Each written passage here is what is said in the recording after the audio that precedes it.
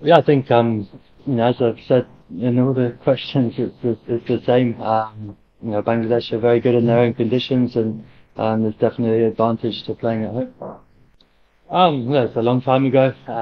As you say, Bangladesh have always had a good record at home. So we have some very good players in our team. We're excited for the challenge. We've had a lot of guys over the last few years who are exposed to playing in subcontinent conditions. A number of guys have been here and played in the Bangladesh Premier League, and we'll have a bit of an idea as to what to expect.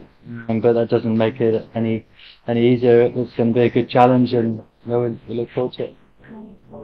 No, we'll always try and be as aggressive as we can. I think the misconception is that we're aiming for 400 every time, but it's more about trying to push the boundaries of what's capable on the day. Not settling for par, trying to push that envelope higher. If the maximum on the wicket allows as 100, can we try and score 100 instead of 80? So we just try and assess the conditions and imprint our game as much as we can. But of course, you have to understand conditions, adapt. But we're always going to fall on the positive side as opposed to the more negatives.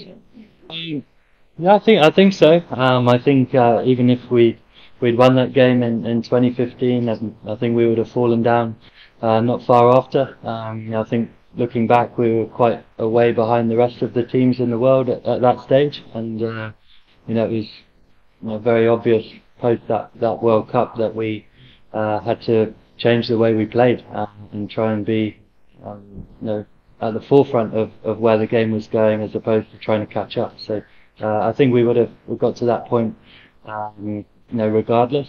But obviously losing that match was being knocked out of the World Cup at that stage was probably the absolutely is now looked back at as that real turning point for English cricket. But I'm sure we would have been found out not long after had we managed to get through that game.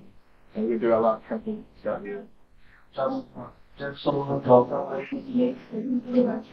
It's a really exciting talent. He's obviously made his Test debut and against Pakistan recently. He's still a very young man.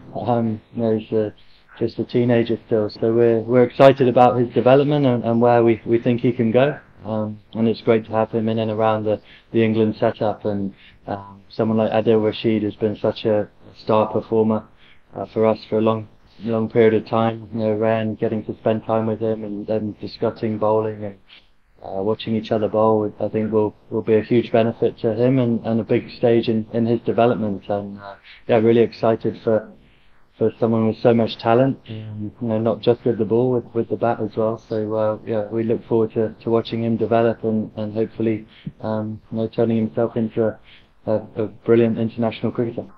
Yeah,